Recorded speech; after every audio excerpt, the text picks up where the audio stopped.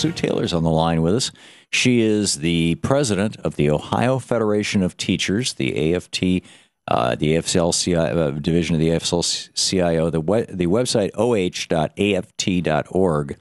And Sue, welcome to the program. Well, thank you. It's my pleasure to be on. And thanks so much for coming and sharing with us what's going on. It looks like probably today Governor John Kasich is going to succeed in destroying the rights of not only you and your fellow teachers, but basically several 100,000 state employees across the country or across the state of Ohio. Do I have that right? You have that right. That will happen very, very soon. I'm not sure if that will pass through the Ohio House today or not, but we do anticipate that happening sooner rather than later. We anticipate a bill being on his desk very quickly. Governor Kasich will give his State of the State speech on Tuesday and unveil his budget on March 15th. So we see a very deliberate progression in how things are playing out to destroy the rights of workers and teachers and other state employees in the state of Ohio. This is a very devastating time for us. And unlike with Scott Walker in Wisconsin, there are not enough Democrats in the Ohio legislature in either body to provide to deny him the quorum to have these votes. So it looks like Ohio is going to join I don't know how many other states there are, that at least 5, that have outlawed pretty much collective bargaining or unions among state employees. I know that the 5 poorest states in America are also non-union states. Exactly. So what do you see? I mean, many of these states have been non-union states for decades. I mean, some of this goes back to Taft-Hartley, 47.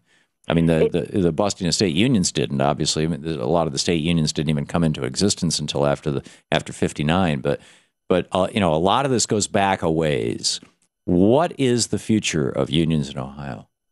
Well, we will come back stronger than ever. Let me just be very, very clear about this. It is very different from the situation in Wisconsin.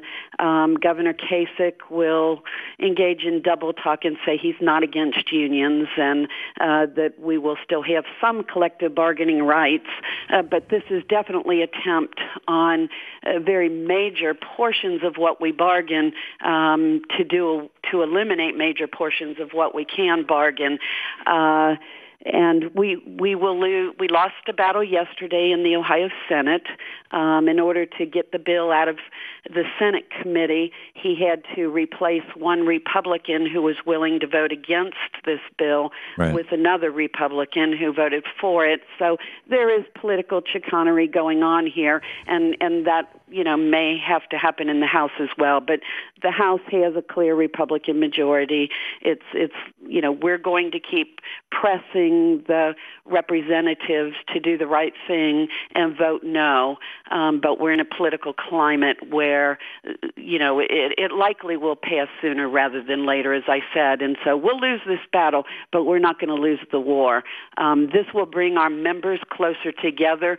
They know what's at stake now. They know what they're risking in terms of their the political decisions that have been made will have a great impact on their professional lives, and this will bring us all closer together to do what we need to do. The war is far from over, and if we need to go to a ballot initiative, we will do that. But, we're trying to take it one step at a time. This will also mobilize our members to understand how very important everyone's vote is.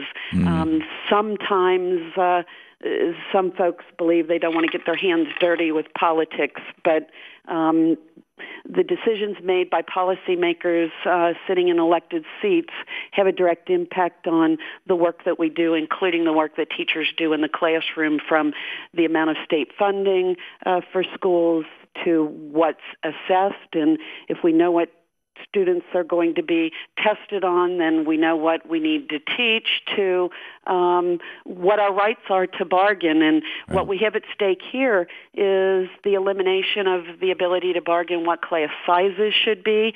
And so can you imagine a teacher with 45, 50 students in a class to save money? I've seen them. They're disasters. We're talking to Sue Taylor. She's the president of the Ohio Federation of Teachers. I'm sorry, Sue, we just have a couple minutes left here. Not even quite that. Do you think that it's possible, and in fact, might there be a strategy to take this beyond public employees to because what's happening here is there's a billionaire, a Tea Partier, and a union guy sitting at a table with a dozen cookies on the plate.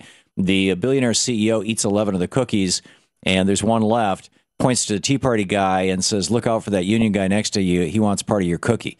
I mean, that's what's going on here.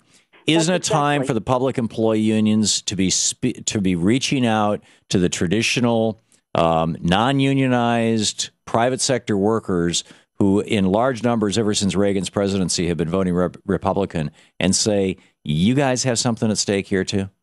That's already happening. I mean, there's the saying, they came after the trade unionists. I wasn't one. Yeah, Pastor Niemöller.